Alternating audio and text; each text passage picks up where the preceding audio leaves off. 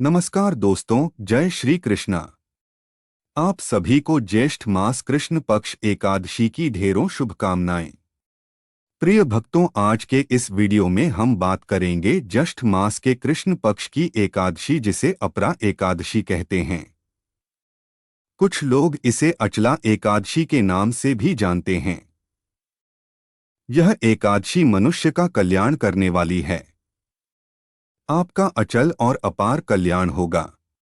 अपार पुण्य की प्राप्ति होगी। इसकी संपूर्ण विधि में बताऊंगा कि पद्म पुराण में इसकी महिमा कैसे वर्णित है। भगवान कृष्ण के क्या विधि बताई गई है, क्या नियम बताए गए हैं, कैसे आपको इस एकादशी का व्रत करना चाहिए। यह एकादशी करनी कब है? नया व्रत इस तिथि से शुरू कर सकते हैं कि नहीं कर सकते हैं? उद्यापन कर सकते हैं या नहीं कर सकते हैं? भद्रा का क्या प्रभाव रहेगा? पूजा के लिए क्या मुहूर्त रहेगा और पारण आपको कब करना है? इस प्रकार से इस आने वाली एकादशी के विषय में संपूर्ण जानकारी आपको शास्त्रों के अनुसार इस वीडियो में प्रदान की जाएगी। आपसे निवेदन है कि वीडियो यदि थोड़ा सा भी उपयोगी लगे तो एक बार लाइक अवश्य कीजिएगा और कमेंट अवश्य लिखिएगा। जय श्री हरिया ओम नमो भगवते वासुदेवाय।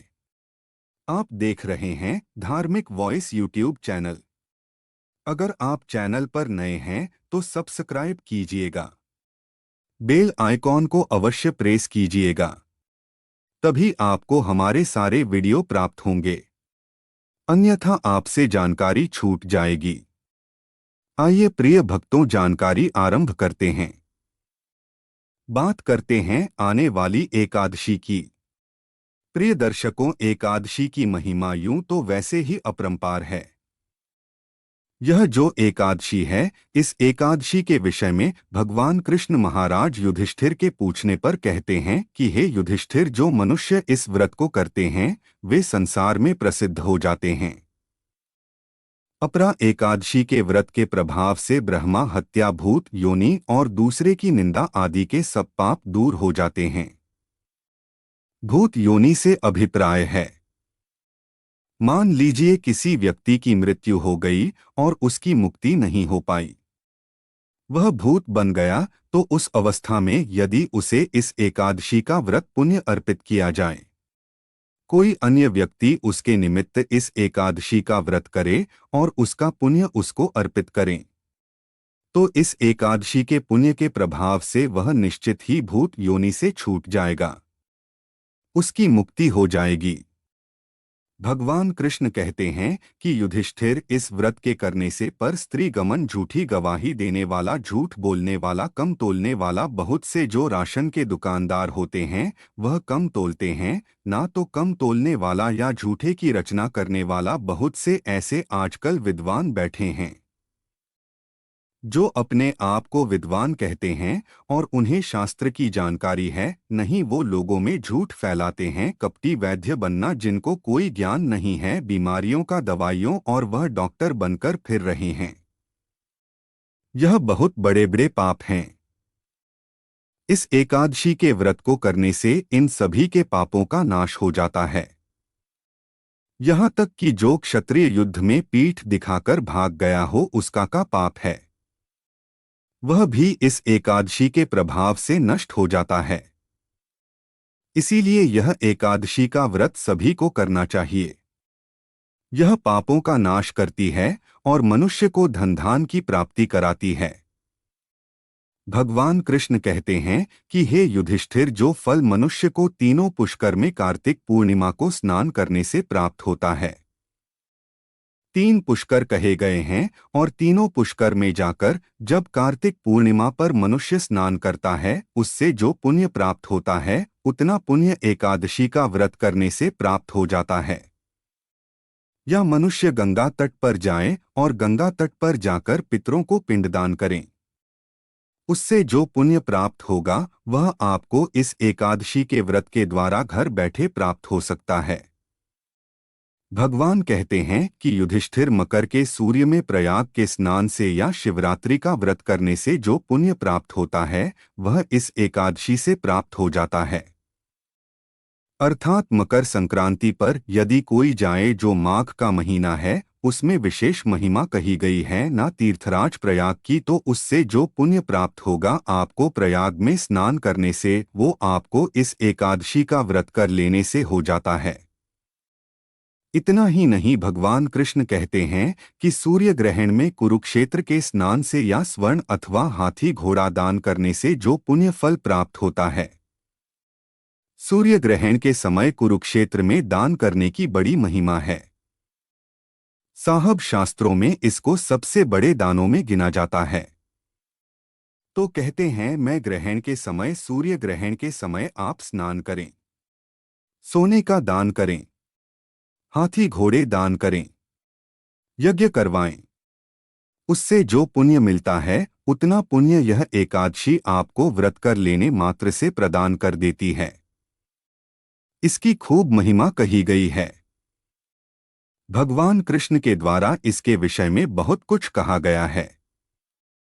पुराणों में मैंने संक्षेप में आपको समझाने का प्रयास किया है जिससे कि आप महिमा को समझ पाए, क्योंकि हमारा प्रयास केवल इसके लिए कि आप समझेंगे कि कितनी महत्वपूर्ण एकादशी है, तो आप इसको करने के लिए भी प्रोत्साहित होंगे। तो प्रिय भक्तों, बहुत एकादशी है यह, आपको अवश्य इसका व्रत करना चाहिए। अब प्रश्न उठता है, पंडित जी व्रत करें तो कैसे करें? इसकी विधि क्या है, नियम क्या है? देखिए, एकादशी का जो व्रत होता है वह एक त्रिवसीय विधान होता है, 3 दिन का विधान होता है। उसी प्रकार से यह एकादशी का भी 3 दिन का विधान होगा। 3 दिन का विधान कैसे होता है कि प्रथम दिन जो आता है ना, उस प्रथम दिन पर मनुष्य को दशमी के नियम पालन करने होते हैं। एकादशी के दिन व्रत के दिन नियम होते हैं और द्वादशी के दिन पारण के दिन के नियम होते हैं, और प्रकार से 3 दिन के नियम पालन करने के बाद ही मनुष्य इस व्रत के संपूर्ण फल को प्राप्त कर पाता है। तो अब जानते हैं कि इसके नियम क्या है। प्रिय भक्तों, तो दशमी तिथि से इसके नियम आरंभ हो जाएंगे। उनको एक बार ध्यान दीजिएगा। व्रत के एक दिन पूर्व आपको सबसे पहले तो लहसुन, प्याज आदि का त्याग कर देना है। जो भक्तगण मांस मदिरा का सेवन करते हैं और व्रत भी करते हैं तो उन्हें मांस मदिरा का सेवन भी बंद कर देना है। व्रत के एक दिन पहले ही दशमी तिथि को सभी को ब्रह्मचारी धारण कर लेना है। जो भी व्रत करने वाले हैं, जो माताएं बहनें सर धोना चाहते हैं, बाल धोना चाहते हैं, तो दशमी तिथि को ही आपको सर धो लेना चाहिए, बाल धो लेने चाहिए, क्योंकि एकादशी और द्वादशी को तो सर नहीं धोया जाता है। शास्त्र कहते हैं कि इस दिन बाल नहीं धोने चाहिए। अब बहुत सी माताएं बहनें प्रश्न करती हैं, पंडित जी अगर कुछ इमरजेंसी आ जाए, व्रत पूजन के लिए शुद्धि के लिए धोना आवश्यक हो तो क्या करें? तो ऐसी अवस्था में पूजा पाठ के लिए शुद्धिकरण के लिए बाल धोना आवश्यक हो तो उसमें आप जो नहाने का जल है ना, जिससे आप बाल धो रहे हैं, उस जल में थोड़ा सा कच्चा दूध डाल लीजिएगा, उससे आप बाल धोइएगा। साबुन शैम्पू की मनाही है, केवल इससे आप बाल धो लेंगे ना, उसी से शुद्धि हो जाएगी और जो दोष होता है उस दिन का वह कच्चा दूध डालने से समाप्त हो जाएगा।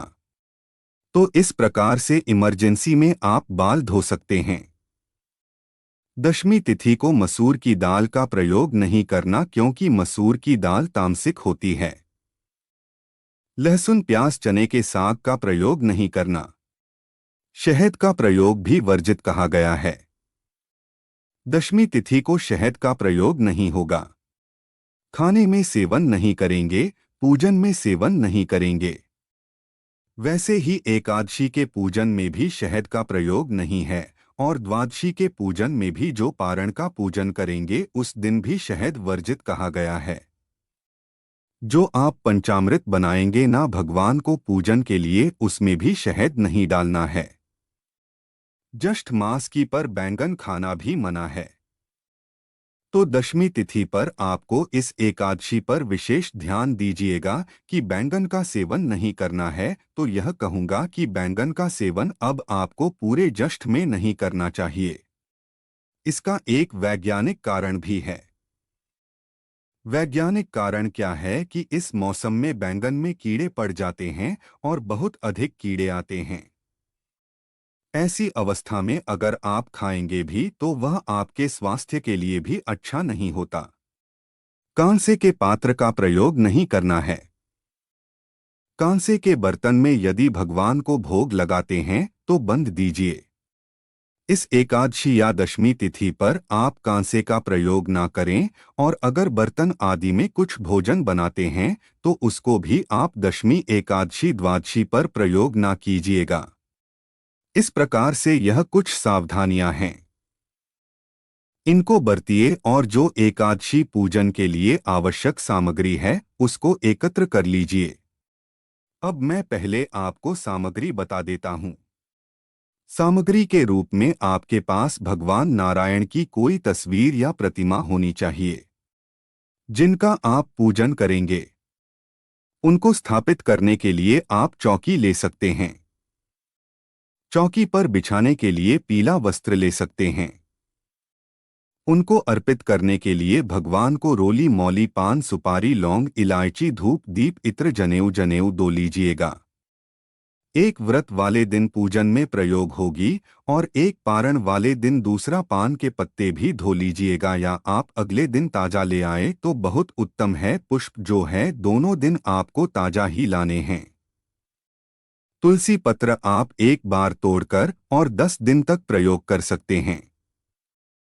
तुलसी पत्र बाद से नहीं माने जाते। आज ही के दिन तुलसी पत्र आपको उतार के रख लेना है, तोड़ के रख लेना है, क्योंकि एकादशी द्वादशी में तुलसी पत्र नहीं तोड़ना चाहिए। तो मैंने आपको सामग्री बता दी। यह सारी सामग्री दसवीं तिथि को एकत्र कर लीजिए। इस दिन एक वक्त का अन्न खाने का ही विधान कहा गया है। तो प्रयास करके आप एक बार ही अन्न खाइए, और अगर किसी से ना हो तो फिर आप 2 बार खा सकते हैं। नियम एक बार का है, परंतु यह अपनी शारीरिक क्षमता के अनुसार आप निर्णय लीजिएगा। इस प्रकार रात्रि के समय दंत धावन करके सोइए, जिससे कि मुंह में किसी भी अन्न का दाना ना रहे। अगले दिन सूर्योदय से पहले उठ जाइए। उठने के बाद स्नान आदि करिए। ध्यान दीजिए कि इस दिन दातून का प्रयोग नहीं कर सकते हैं। और जो मंजन और टूथपेस्ट आप प्रयोग करते हैं ना उनमें भी नमक आता है या केमिकल आता है, तो उनका प्रयोग भी ना करें। अगर व्रत वाला मंजन आपके पास है तो उसका प्रयोग आप कर सकते हैं। स्नान आदि करके स्वच्छ वस्त्र धारण करके तुलसी माता को जल दीजिए। पीपल देवता को जल दीजिए। सूर्य भगवान को अवश्य जल दीजिए। ज्येष्ठ मास है और उसके बाद जो आपका पूजा स्थल वहां पर सारी सामग्री एकत्र करके पूजन के लिए बैठ जाइए।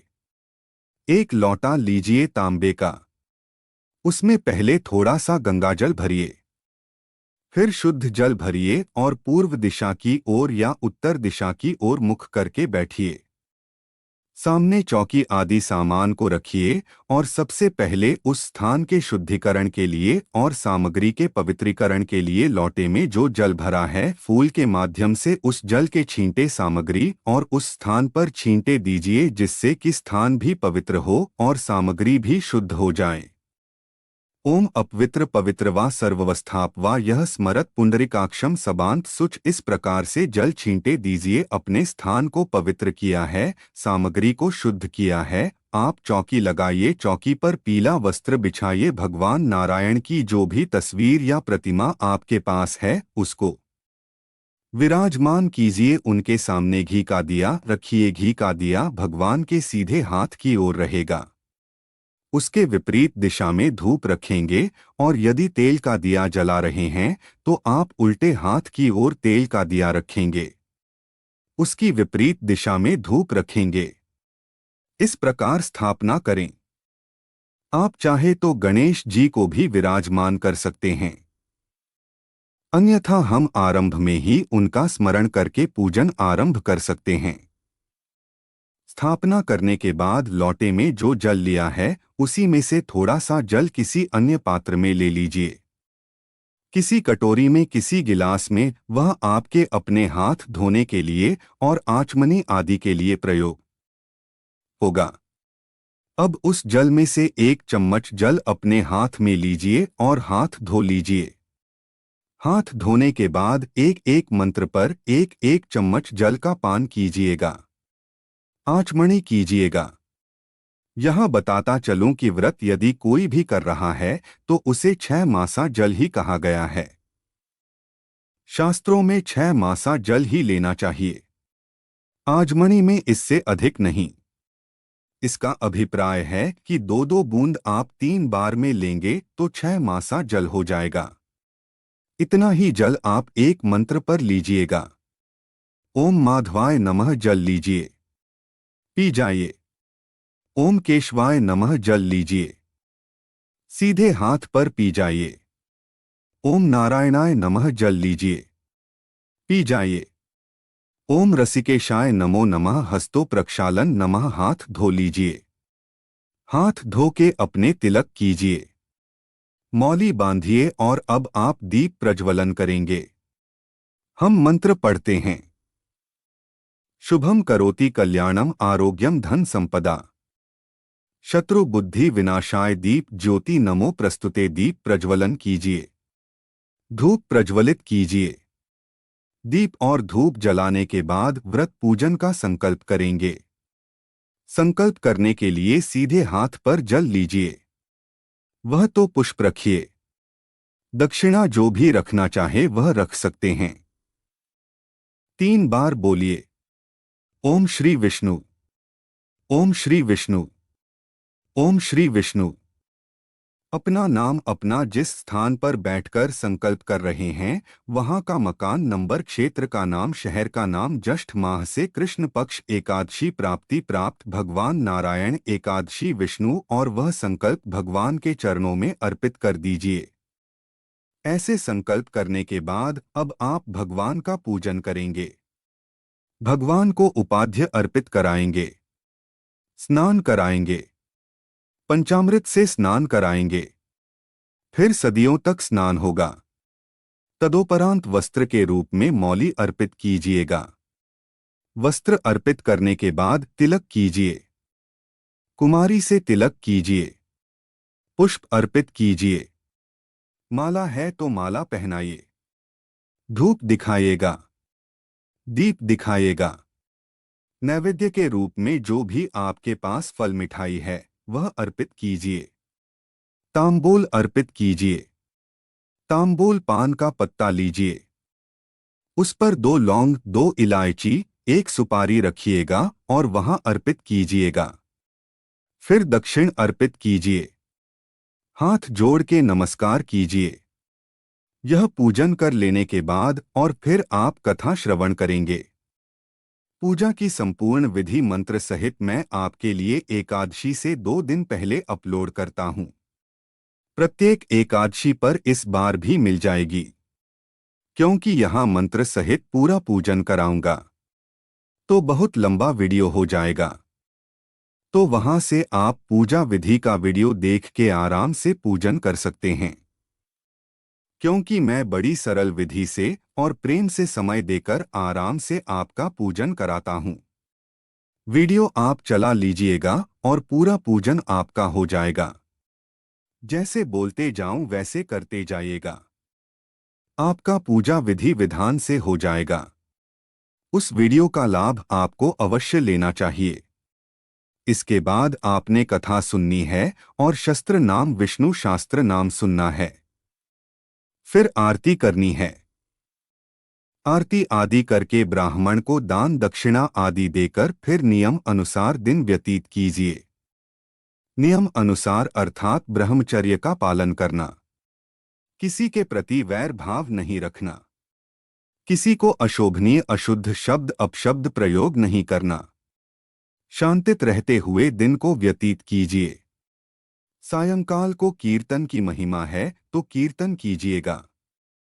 अब आपके आसपास यदि कीर्तन कहीं नहीं होता है, मंदिर आदि नहीं है, तो नारायण कहते हैं कि इन स्तोत्र पाठ को पढ़ के या सुन के भी आप कीर्तन का पुण्य ले सकते हैं।